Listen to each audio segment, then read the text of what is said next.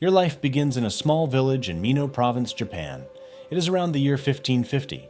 This is the Sengoku era, a time when Japan's states are constantly at war. Your father is a Goshi.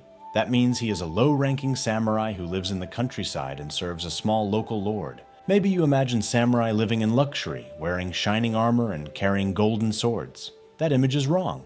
Your family lives in a simple wooden house with a straw roof. It looks almost the same as the houses of the nearby farmers. There is one major difference. Your father must fight whenever his lord calls him to war. The farmers only have to work in the fields. Being a low-ranking samurai does not make your family rich. It only brings heavy duties and a small amount of honor. Your entire family lives together in a single room.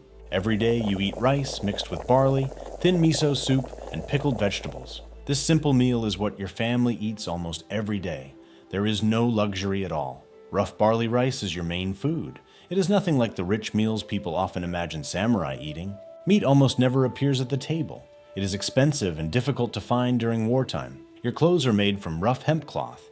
Children from wealthy samurai families wear fine silk clothes. Their world looks completely different from yours. Still, you were born with one special right. You may carry two swords, known together as the daisho, one long sword and one short sword. These weapons mark you as a member of the samurai class. Farmers and merchants are not allowed to carry the same pair of swords, even when they are wealthier than your family. People in the village still respect your samurai status, even though your family is poor. Besides fighting in wars, your family has another duty. It is called fushin, unpaid labor such as repairing roads and bridges. This work is considered repayment to your lord for allowing your family to use the land. Your father teaches you how to read, but you do not attend a formal school. Instead, a monk at the village temple teaches you. The monk is willing to educate children from low-ranking samurai families. Not every child receives this opportunity. You learn from old scrolls and books stored inside the temple. You learn how to write your own name. You also learn basic arithmetic, just enough to calculate your family's harvest and taxes. When you turn 8, your father begins training you. You learn to hold a wooden spear, a practice version of the real weapon known as the yari. You train every morning. When you make a mistake, your father lightly strikes your hand. This is how discipline is taught. Season after season, the training continues. After every session, you still have to help your mother in the fields. Children from wealthy samurai families train with real swords from a young age. They have professional instructors, better clothing, and no need to work in the fields. Even as a child, you understand something important. Society is divided by class, and your family stands near the bottom of the samurai hierarchy. At the age of 15, you officially join the army as an ashigaru. The word refers to a foot soldier, the backbone of a daimyo's army.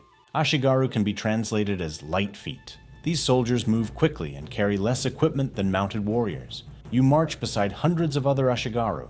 Your main weapon is the yari, a spear that may be 3 to 5 meters long. The yari is much longer than the katana, the sword most people now imagine as the classic weapon of the samurai. You fight in a tight spear formation. Every soldier stands shoulder to shoulder, relying on the others for protection. Your armor is not made from the finest iron. You wear simple equipment, known as okashi gusoku, meaning borrowed armor. The armor belongs to your lord and is issued to ordinary soldiers when they are called into service. Some soldiers in your unit use a new weapon called the teppo. It is a matchlock firearm that has only recently arrived in Japan. This weapon changes the way battles are fought. Rows of gunners can strike cavalry from a distance, something a sword could never accomplish. Firearms first arrived in Japan in 1543, brought by Portuguese traders. You do not own a horse. Walking for many kilometers while carrying a heavy spear and armor is normal before a battle. Your feet become blistered, while your shoulders ache from carrying your own equipment. Your first battle takes place when you are 16. Your lord is fighting a neighboring domain over a border dispute. You might imagine noble one-on-one duels between samurai. In real battles, these are rare. Instead, rows of soldiers push and stab at close range. War drums beat while men shout through clouds of dust. Your leather armor becomes hot and heavy beneath the sun. The smell of blood mixes with wet earth and hangs over the battlefield. You stand in the second row of the formation. Your task is to strike enemies who break through or fall in front of your spear line. There is no time to think about honor. All that matters is staying alive and keeping the formation together. When the battle ends, the field slowly becomes quiet. Dust settles over the bodies and abandoned weapons. Soldiers are ordered to collect the heads of dead enemies. This grim practice is connected to kubi jiken, or head inspection. The heads are washed and labeled according to the soldier or unit that collected them. They are arranged for inspection and used as evidence of military achievement. The heads are then carried to the commander's camp. Officers identify them and record who deserves recognition. The higher the rank of the defeated enemy, the greater the possible reward. A warrior might receive money, land, equipment, or promotion. You suffer a small wound on your arm and need immediate treatment. An army healer treats the injury using moxibustion. Dried herbs are burned near or on the skin because people believe the heat can reduce pain and support recovery. Modern medicine does not exist, so methods like this are commonly used. During the battle, you manage to bring back the head of a mid-ranking enemy warrior. An officer records your name. You are now considered a soldier worth watching.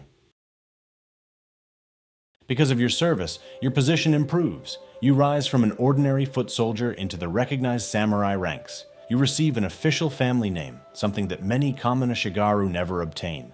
You are also given new equipment that better matches your improved position. For the first time, you feel that you may be escaping the poverty of your childhood. You receive a chigyo, a small piece of land granted in return for your service. The value of the land is measured in koku. 1 koku represents roughly the amount of rice believed necessary to feed 1 person for a year. Your new land produces about 50 koku annually. That is a modest income.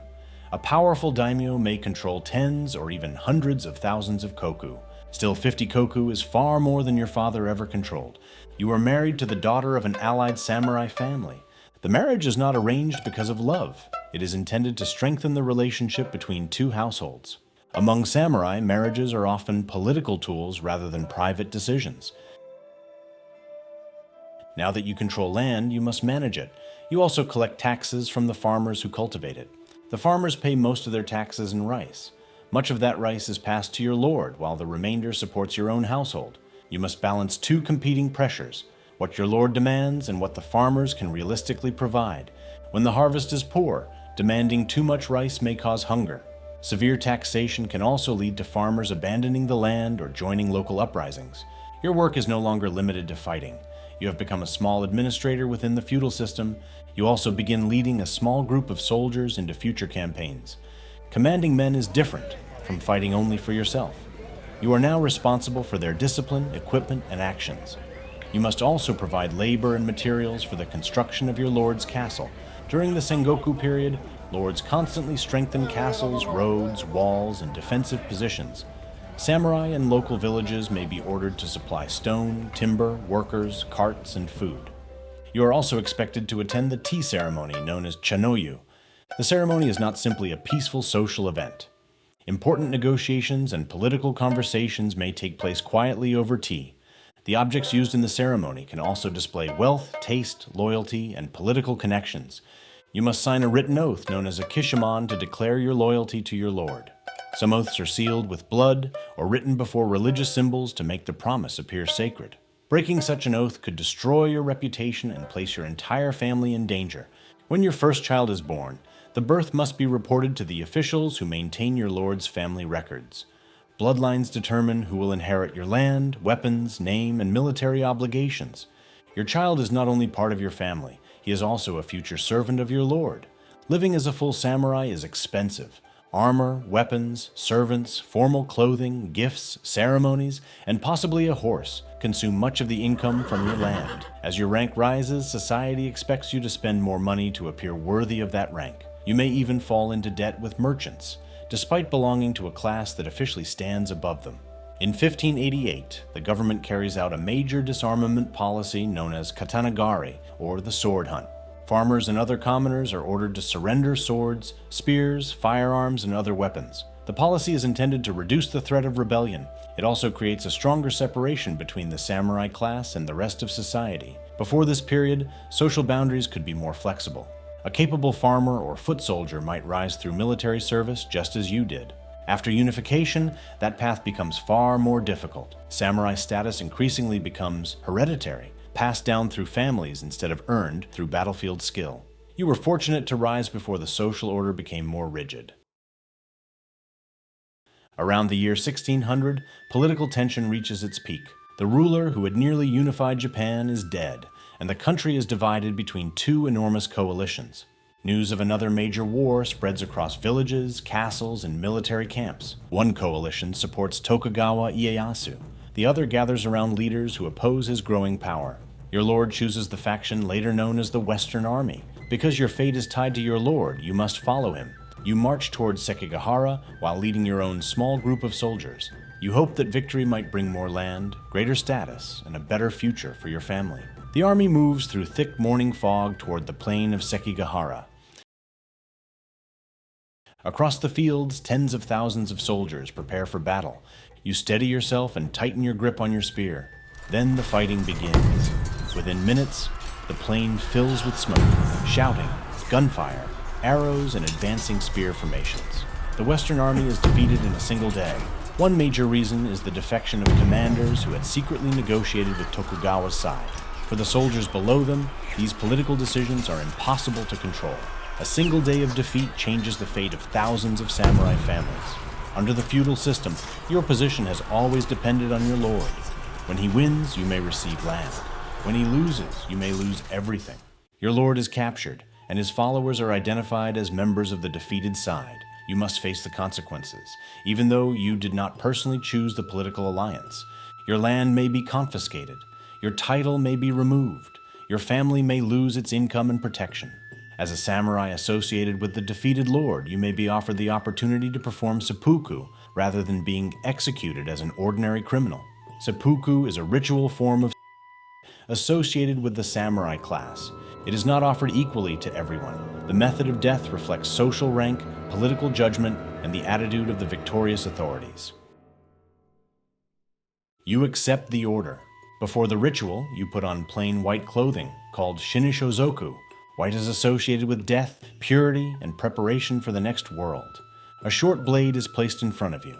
Beside you stands the kaishakunin, a trusted swordsman appointed to end the ritual quickly. In the idealized form of seppuku, the samurai cuts the abdomen with a short blade. The abdomen is important because people in pre-modern Japan often associate it with courage, sincerity, and the inner self. Because you surrender, obey the order, and do not resist, your family receives limited mercy. They are allowed to keep a small portion of the land needed for survival. However, your rank, title, and official position are removed by the new rulers. The life you built through decades of service disappears because of one political defeat. The practice of seppuku changes over time. After Japan enters a long period of peace, the ritual becomes more controlled and much less common. Your journey began with a wooden spear in a poor village. It carried you onto battlefields, into the ranks of land-holding samurai, and finally to the losing side at Sekigahara. Your status appeared powerful, but it was never truly secure. Everything you owned depended on the survival and success of your lord. When he fell, you fell with him. Your death through seppuku was not simply a personal tragedy. Within the values of your time, it was also a final attempt to preserve your family's name and protect the people who would continue living after you were gone.